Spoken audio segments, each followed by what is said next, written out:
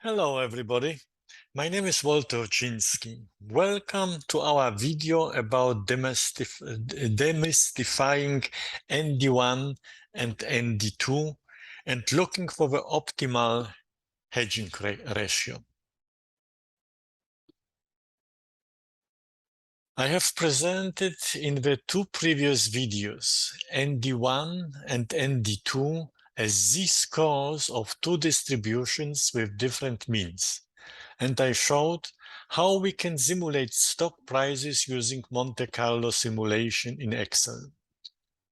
We used the simulated stock prices to check the validity of the dynamic delta hedging approach, which is implied by the Black-Scholes model. We will now repeat briefly the concept of ND1 and ND2 as the basis for the two different distributions, and we'll try to find the optimal hedging ratio. We see on this chart two distributions with the same standard deviations but different means. When we see that the two distributions have the different means, we call them here ND1 and ND2 distributions, we see that the value of 2, for example, according to ND1, has a relatively high probability that this value can be achieved, or that any values will be higher than 2. But according to ND2 curve or probability graphic, anything higher than 2 is the probability is very low. You see, I can now showing in the in red, according to ND2, that prices will be higher than 2. The probability is very low. But according to ND2, to ND1, now in green, probability that prices will be higher than 2, the probability is quite large. So this is just as the preparation when we speak about ND1 and ND2, and as when we see them as the two different probabilities, two different distributions, then it's self-understanding that if the means are different, probabilities have to be different for the same prices. Back to Black-Scholes. According to the Black-Scholes model, the call premium is calculated as the discounted stock price multiplied with the probability as per ND1 minus discounted strike price calculated with the probability according to ND2. How D1 and D2 will be calculated? We see this on the slide. How these probabilities should be calculated. In the model which I created, the connection between Black-Scholes calculation and what I use in my model is the understanding D1 as the z-score. And if I know that D1 or D2 is z-score, I can transform this formula into ask for the mean. The mean is x minus z multiplied with standard deviation. It is what I did here when I calculated ND1 and ND2. I use the probability not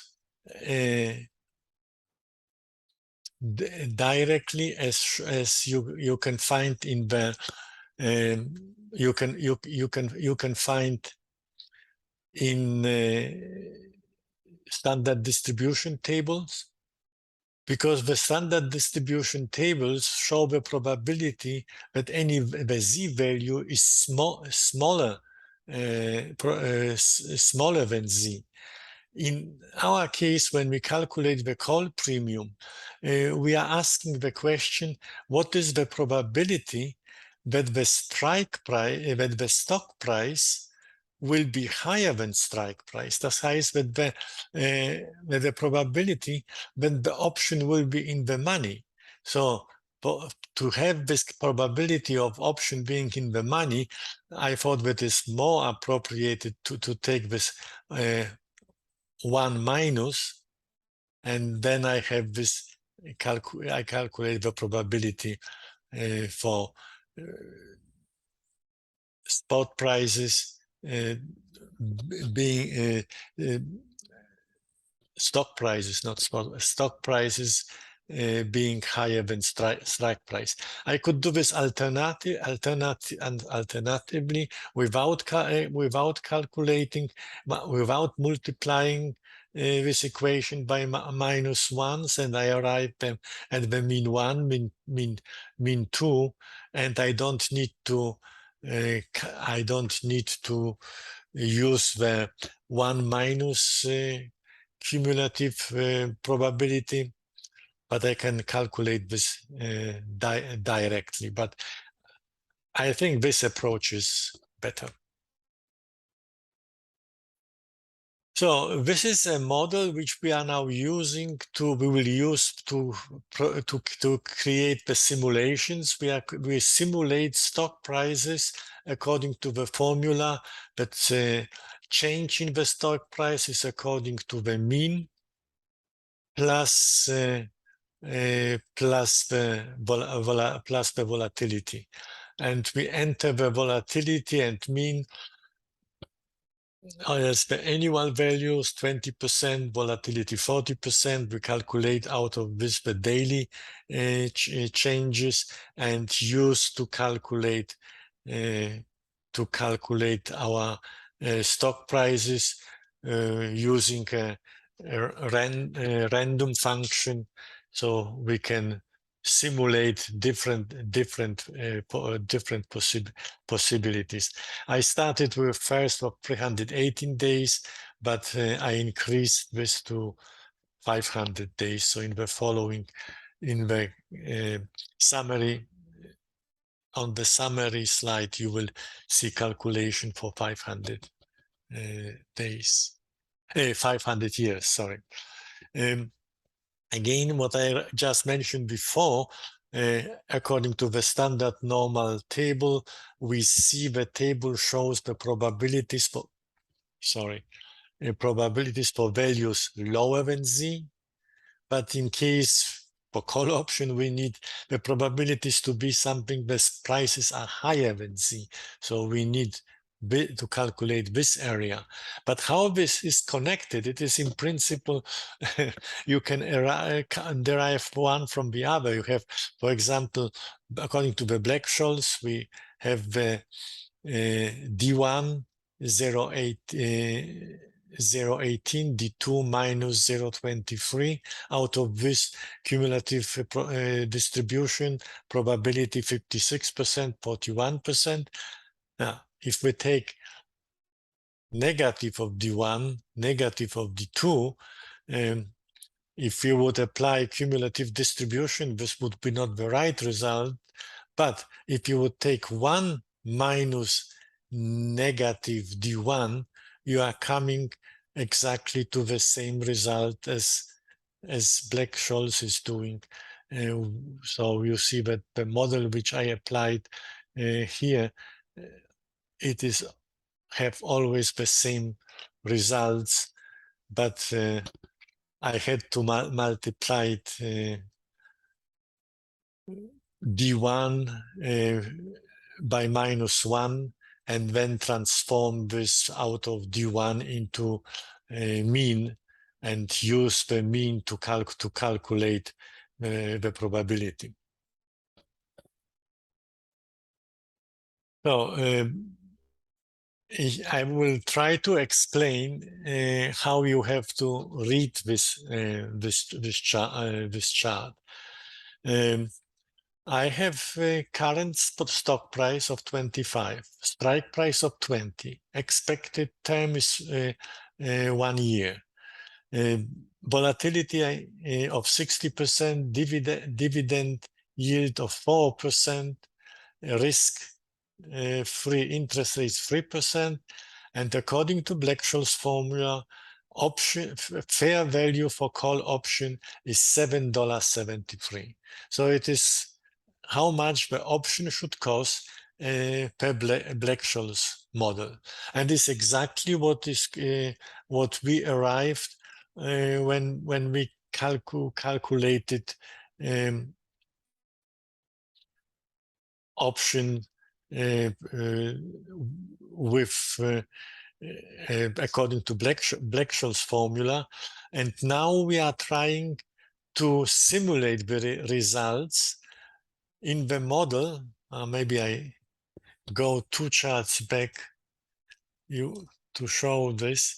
In the model, when I enter as return, let's say 20% volatility, 60%, and use this as the basis to calculate, simulate prices. When I do this, after 500 years average, I make the 500 years simulations for 500 years and take the average of 500 years, I obtain the results for ND1 and the assumption 60% volatility, return 20%, option premium, which we receive according to Black-Scholes, and the difference between average difference premium versus dynamic hedging is 2 cents. So what I obtain with dynamic hedging were 2 cents more than I would obtain from option premium. It shows also the option writer can protect his option very well according to dynamic hedging under the assumption which we made here. When we change the assumptions that, for example, the return, we change the simulation and you enter as return now just 0%. So the stock prices remain flat. They just have the volatility of 60% around the zero. We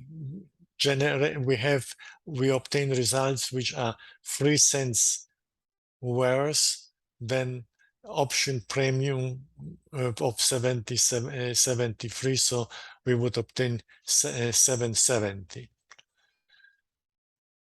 In case of option premium 60%, return negative -20, option ND1 results in also -3. Please keep in mind I am simulating, and probably to obtain always the same average results, instead of simulating 500 years, I would have to simulate 2,000, 3,000 years. Then the results would come most probably always the same, but in this case we have small deviation in between one simulation and the other. I'm coming now back to starting to explain from the above. I start with volatility of 40%. What I also did here, I just mark yellow which hedging according to which ratio. I have the hedging according to ND1 ratio, hedging according to ND2 ratio, and now dynamic hedging according to ND1 plus 0.55. I found this 55 with the goal seek. I tried to find with the goal seek when results with positive return would be the best when I apply ND1.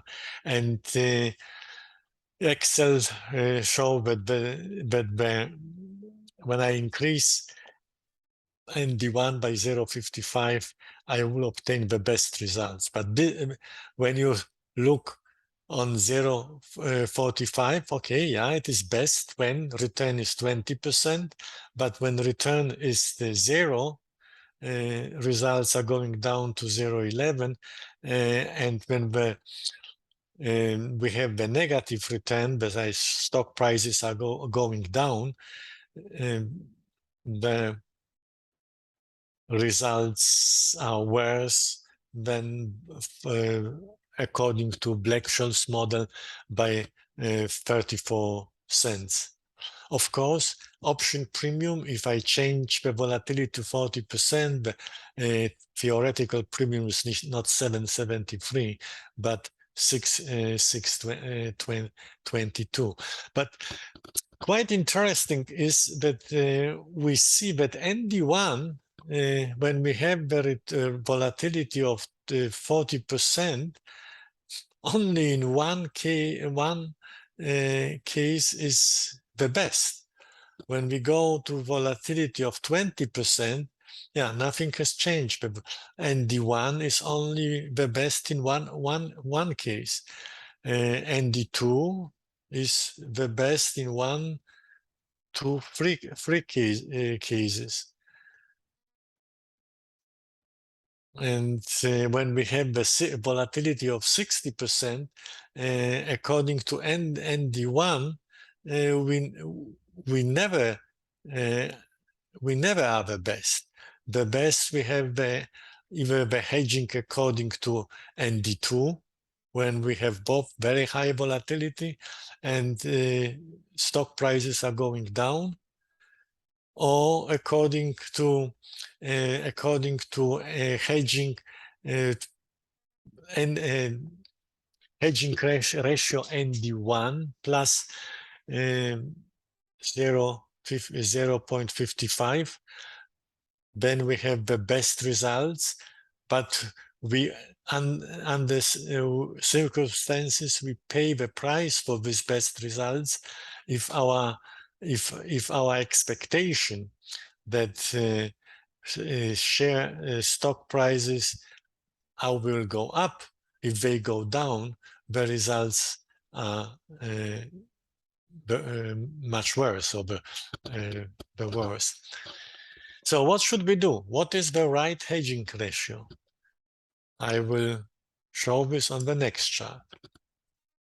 What I did now, I increase the cases what I am now simulating. I simulate the same as on the previous chart, but I added the additional simulation, hedging 50% according to ND1 plus 50% to ND2. And you see that when we have volatility of 40%, return of 20%, the return of 20, 0, or minus 20% in all these three cases, hedging with 50% according to ND1 and to ND2 show the best results. If the volatility is low, stays with 20%,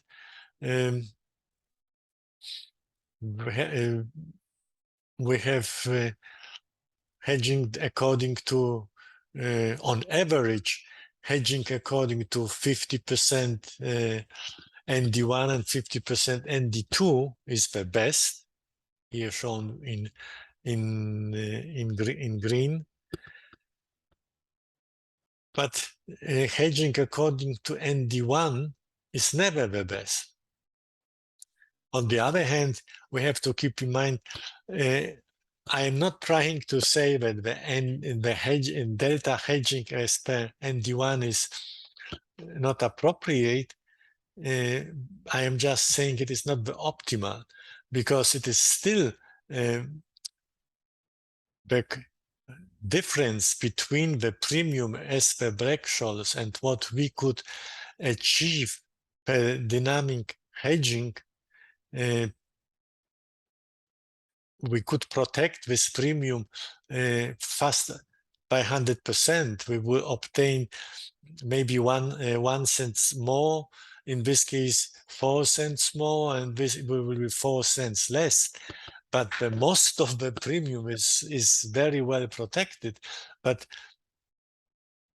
if we don't know, and what we normally don't, or we don't have the very clear expectation where the stock prices will go, the hedging 50-50 ND1 and ND2 might be the best solution.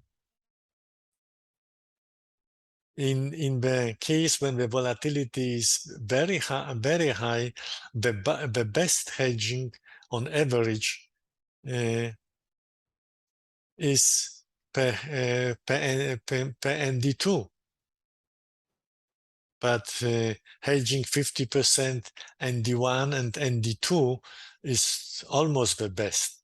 And if you go over all possibilities, different volatilities, different returns, I think that hedging, dynamic hedging with the delta calculated as 50% ND1, 50% ND2 appears to me, based on the data which I obtained here through my simulation, the best. So, what is the conclusion? Dynamic hedging is a very good risk reduction instrument. Hedging according to ND1 does not generate best results in all circumstances. When actual volatility is higher than assumed volatility, dynamic hedging does not offer sufficient protection. So volatility, I didn't check how we protect us against volatility. In the actual, when in the praxis, we have also to take volatility into account and protect us against possible changes of the volatility, which I didn't simulate here. It is possible to simulate as well, but it was not the topic of this presentation. Overall, according to the simulated results of 4 million simulations, dynamic hedging according to 50% ND1 and 50% ND2 shows most promising results. ND1, defined as hedging ratio, I can say now is a misnomer. ND2 is totally forgotten. It should be also taken into account. ND1 and ND2 are probabilities of z-scores of two distributions with different means. Taking this into account, if you see this ND1 and ND2 in this way, you shouldn't forget ND2 and just look at ND1. You have to include these two measures into your calculation when you apply dynamic hedging. Thank you for listening.